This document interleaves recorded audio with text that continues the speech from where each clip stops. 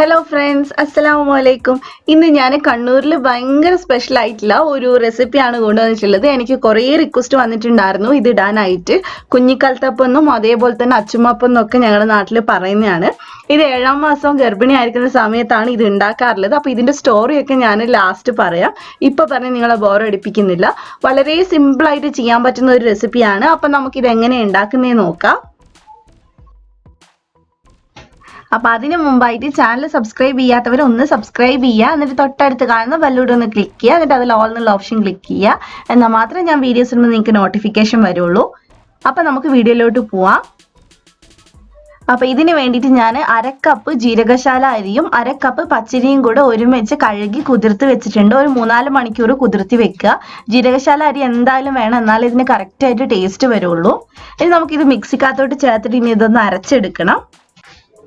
ജീരകശാല പോലെ തന്നെ നമുക്ക് കൈമ അരി ഇതിനു വേണ്ടി ഉപയോഗിക്കാം. നമ്മൾ നെയ്ച്ചോറ് ഉണ്ടാക്കുന്ന അരി തന്നെ. അതിന് ഇതിന്റെ കൂടെ നമുക്ക് 1/2 കപ്പ് പഞ്ചസാര കൂടെ ചേർത്ത് കൊടുക്കാം. 1/2 കപ്പ് എന്ന് പറഞ്ഞാൽ ഒരു അത്യാവശ്യം മധുരമാണ്. നല്ല മധുരം വേണ്ടവർക്ക് 3/4 കപ്പ് വരെ ചേർത്ത് കൊടുക്കാം. അതുപോലെ തന്നെ ഇതിലേക്ക് 3 ടേബിൾ സ്പൂൺ ചോറ് ചേർത്ത് കൊടുക്കുക. അതിൽ കൂടുതൽ ചേർക്കരുത്, 3 ടേബിൾ സ്പൂൺ മതിയാവും. ഇനി ഇതിനകത്തോട്ട് നമുക്ക് 4 ഏലക്ക ചേർത്ത് കൊടുക്കാം. വലിയ ഏലക്കയാണെങ്കിൽ 3 എണ്ണം മതി. പിന്നെ നമുക്ക് ഒരു 1/4 കപ്പ് വെള്ളവും കൂടെ ഒഴിച്ചിട്ട് നന്നായിട്ട് അരച്ചെടുക്കുക. അതിൽ കൂടുതൽ വെള്ളം എടുക്കരുത്, ലൂസ് ആയി കഴിഞ്ഞാൽ നമുക്ക് കറക്റ്റ് ആയിട്ട് കിട്ടൂല. അപ്പൊ അതേ ഞാൻ നന്നായിട്ട് അരച്ചെടുത്തിട്ടുണ്ട്. ഇനി നമുക്ക് ഇതൊന്ന് അരിച്ചെടുക്കണം. കാരണം നമ്മൾ ഏലക്കയൊക്കെ ചേർത്തുകൊണ്ട് തന്നെ അതിന്റെ പൊടിയൊക്കെ ഉണ്ടാവും. അപ്പൊ നന്നായിട്ടൊന്ന് അരിച്ചെടുക്കുക.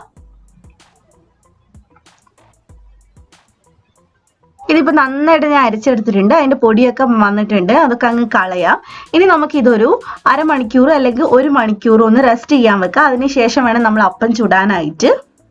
ഇതാണ് ഇതിന്റെ കട്ടി എന്ന് പറയുന്നത്. ഇത്രയും കട്ടിയാണ് വേണ്ടത്. ഒരുപാട് ലൂസായി കഴിഞ്ഞാൽ കറക്റ്റ് ആയിട്ട് കിട്ടൂല. അപ്പൊ ഇതേ നമ്മൾ 1 മണിക്കൂർ ഞാൻ എടുത്ത് വെച്ചിട്ടുണ്ടായിരുന്നു. അപ്പൊ ഇനി നമുക്ക് ഇത് വെച്ച് അപ്പം ഉണ്ടാക്കി തുടങ്ങാം. ഇനി ഇതിനകത്തോട്ട് ഒരു നുള്ളു ഉപ്പും കൂടെ ചേർത്ത് കൊടുക്കണം. മധുരം ഒന്ന് ബാലൻസ് ആവാൻ വേണ്ടിയിട്ടാണ്.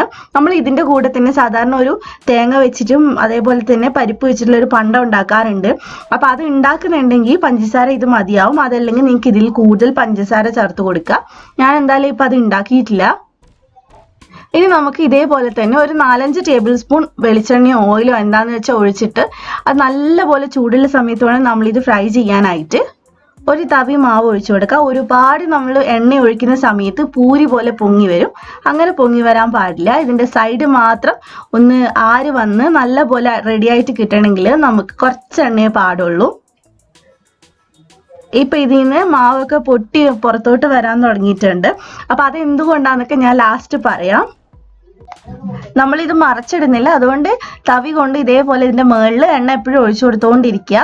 നമ്മൾ മാവ് ഒഴിച്ച് കുറച്ച് കഴിയുമ്പോൾ തന്നെ ഇത് ലോ ടു മീഡിയം ഫ്ലെയിമിലോട്ട് മാറ്റണം. എന്നാൽ മാത്രമേ വെന്ത് കിട്ടുള്ളൂ, ഇല്ല അടി കരിഞ്ഞു പോകും. അതേപോലെ ഒരുപാട് ഓയിൽ ഒഴിക്കാതെയും ശ്രദ്ധിക്കുക. നല്ല പെർഫെക്റ്റ് ആയിട്ട് കിട്ടണമെങ്കിൽ ഇതെല്ലാം ശ്രദ്ധിച്ചാലേ കിട്ടുള്ളൂ. ഇതിപ്പോ ഇതിവിടെ റെഡി ആയിട്ടുണ്ട്. അകത്ത് നല്ല ആരൊക്കെ വരും. നമ്മൾ കൽത്തപ്പം ഉണ്ടാക്കില്ല, അതേപോലെ തന്നെ നല്ല പോലെ ആരൊക്കെ വന്നിട്ടാണ് ഉണ്ടാവുക. അപ്പൊ ആദ്യത്തേത് ഇവിടെ റെഡി ആയിട്ടുണ്ട്. നമുക്ക് ഇതേപോലെ തന്നെ ബാക്കിയിലൊക്കെ ചുട്ടെടുക്കാം. ഇതിൽ കുറച്ച് ഓയിലൊക്കെ ഉണ്ടാവും എന്തായാലും, കാരണം നമ്മൾ അങ്ങനത്തെ ഒരു അപ്പാണ്. ആരൊക്കെ വരുന്നതുകൊണ്ട് തന്നെ ഉള്ളിൽ കുറച്ച് ഓയിലൊക്കെ കിടപ്പുണ്ടാവും. കുറച്ച് നേരം അതൊന്ന് വാർത്തി എടുത്തിട്ട് വേണം നമ്മൾ ഉപയോഗിക്കാനായിട്ട്. ഇപ്പൊ കണ്ടോ, സൈഡിലൊക്കെ ആയിട്ട് ആര് വന്ന് തുടങ്ങിയിട്ടുണ്ട്. സൈഡിൽ നിന്ന് വെന്തിട്ട് നടുക്കോട്ടേക്കാണ് ഇത് വെന്ത് പോകുന്നത്. അപ്പൊ ഇതിന്റെ നടുക്ക് നമുക്ക് കുറച്ച് ഓയിൽ ഒഴിച്ചു കൊടുക്കാം. തീ ഒന്ന് കുറച്ച് കൊടുത്തിട്ടുണ്ട്. ഇതേപോലെ എണ്ണ മേളിക്ക് ഒഴിച്ചു കൊടുക്കുക.